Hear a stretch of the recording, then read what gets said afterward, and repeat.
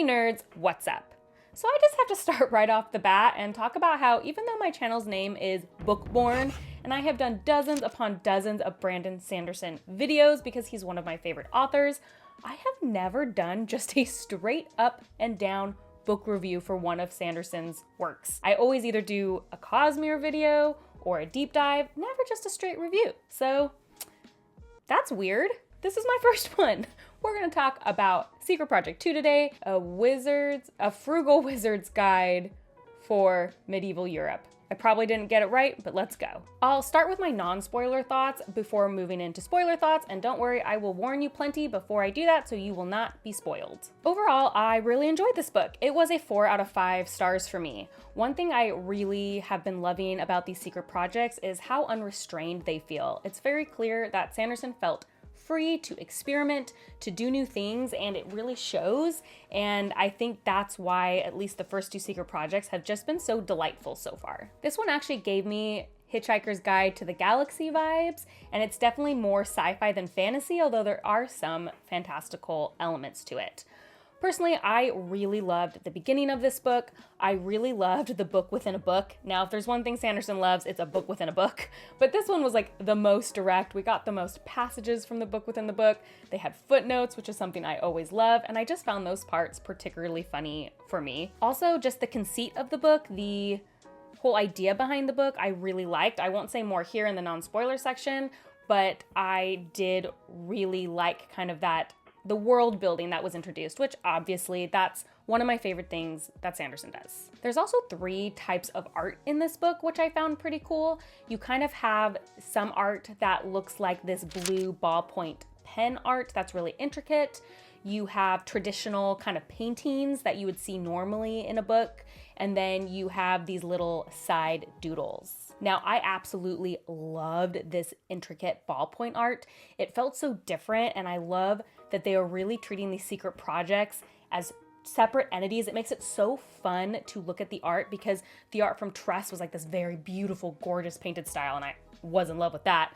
And now to see something so different, but also so excellent, I just really liked that quite a bit. And I also thought the margins were very fun, the art that was drawn in the margins. Now, I obviously read my digital copy as my physical hasn't arrived yet. I imagine those doodles will be so much more fun in physical, and I will definitely be kind of going and flipping through again to see how they played out on the page. But I can tell like that was a cute little element. Like these secret projects really feel special, and I appreciate that. Moving into a couple things I didn't like. One thing actually about the art is I didn't like the painted art. There's not very much of it. There's much more of that ballpoint art, which I loved. There's something kind of uncanny about the painted art. You guys will have to let me know if you feel the same. I loved the colors and the vibrancy and the backgrounds, but something about the people felt a little Gumby. I don't know, it was just a little off, especially after just the gorgeous people that were in Tress. So I wish they kind of had just stuck with the ballpoint all the way out. Maybe they felt insecure because it wasn't like full color, but I liked that for the vibe of this book personally more. The other thing that didn't work for me is I actually think it's a little too short, which like I know. I'm used to Sanderson books just being really long. I just felt some of the emotional beats at the end were a little unearned because of how quickly paced it was. And so I would have preferred it stayed a little bit more lighthearted all the way through, but I will talk about that more in detail in my spoiler section. Overall, I still gave it a good rating. I really enjoyed my time with it. And now we can move into the spoiler section. So if you are here before you have read, please leave now because I will be spoiling things. So on to the things that I liked in more detail. I really loved this whole buy your own dimension thing. I thought that was really clever. I hadn't seen that before. And I was just like really taken with the hilarious way that it was represented. I loved the kind of jibe at marketing that Sanderson did, and the part that made me laugh a lot was the jibe at the whole thing that happened in 2020. I think they might limit that word, so I'm not gonna say it. But that passage was my favorite. You could really tell like, hey, yeah, Sanderson wrote these in quarantine and he was getting his frustrations out on page. So I like that little nugget. It just, I don't know, something about that is very fun, knowing the conception of these books. I also loved that the main character was from Seattle because I live in Seattle, so that was fun. I wish I could talk to Sanderson about a character regaining memory, because when I read this, I immediately thought of The Way of Kings Prime, which one of the major viewpoints in The Way of Kings Prime is a character regaining their memory or trying to figure out their lost memory. In the end, in the afterword, Sanderson did say he's wanted to make a character like that for a long time. And he specifically mentions like the Bourne Identity and also Project Hail Mary. It might have just been too specific for him to talk about the Way of Kings Prime, but I do wonder if he was like, well, I ended up kind of scrapping that idea when I got into the real Way of Kings, so now here's my opportunity. Maybe if he does an AMA, I'll ask him that, but I definitely thought that when I was reading the novel. Either way, I really liked how it was done. That was one of my favorite parts of the novel. I think it was very fun the way he had him kind of remember that. And I also, even though I caught the Hitchhiker's Guide to the Galaxy reference, I didn't catch the Project Hail Mary, but once Sanderson said that was an inspiration, I definitely saw it, so that was fun. This isn't a bad thing, but I think sometimes my problem with Sanderson is I always want to know more. I want to know too much. This is just supposed to be lighthearted and fun, but I was so into the buying your own dimensions idea, I wanted to know like 10 times more about it. Give me more information. Let me dive deeper into this magic system, which isn't the point of this book. I honestly, like, I liked that part enough. I wish we could have had more. To go into some specifics about my negatives, I just felt like the romance happened so quick, and you guys know if you've been following my channel for a while that I am not into a quick romance, and also just like the idea that he was a failure and now he doesn't have to be a failure in this dimension, it just happened so quickly. Those kind of like big life changes don't usually happen within a day, and so because of that, it kind of unmoored me from the story a little bit in the end. I kind of personally wish it would have just stayed on a really light level, not gone deeper, because like the betrayal that his friend does is really intense. Too intense, I think, for the light-hearted feel of the novel. And I think if the whole thing had been light, that betrayal could have also stayed light, but because we were trying to kind of also ride the line of a deep meaning for the character, I don't know, it fell a little flat for me because it was too quick.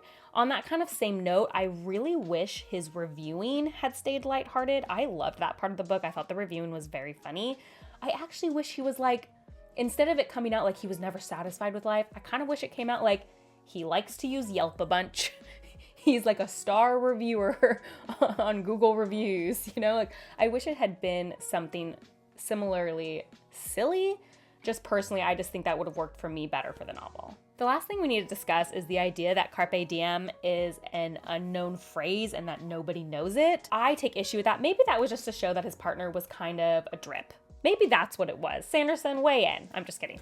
But I did care enough that I posted about this and did a survey, and you guys agreed with me. Everyone knows what it means pretty much. Very, very few people had never heard of that.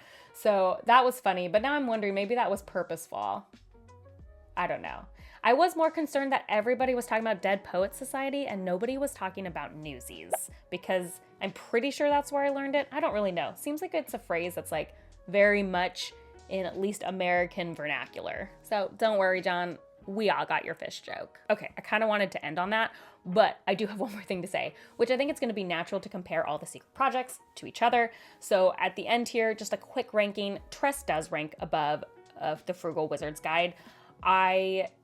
Tress was really special. Like when I opened Tress and read it, it immediately just resonated with me. Now, part of that could be because it's Cosmere. I'm always going to feel more connected to a Cosmere novel, but I don't think that's just it. It was the fairy tale nature. There was something very magical about Tress. Tress is a book I am going to revisit. It is a book that I am going to reread. It just felt really special. A Frugal Wizard's Guide, while I had a ton of fun with it and enjoyed it a lot, isn't necessarily something I'm probably going to revisit. So because of that, Tress is currently in the first place spot for me. Okay, actually, just kidding. There's one more thing we need to talk about, which is the Tress giveaway winner. I just used a random comment picker to pick the winner, and the person who is receiving my duplicate copy of Tress of the Emerald Sea is Mike J. So congratulations, Mike. I did comment on your comment. If you see this, just shoot me a DM or an email and I will get your copy to you. So thanks guys for participating in that. It was very fun to hear how all of you guys got into Sanderson. So I'd love to know your thoughts on Secret Project 2. Let me know what you loved, what you didn't like, what you disagreed with. Tell me where you learned Carpe Diem if you haven't already told me. If you like these kind of videos, please like and subscribe. That is the best way to support me. And if you want to see what I'm currently reading as well as other nerdy thoughts, you can check me out on Instagram at bookborn.reviews. I'll see you next time. Bye.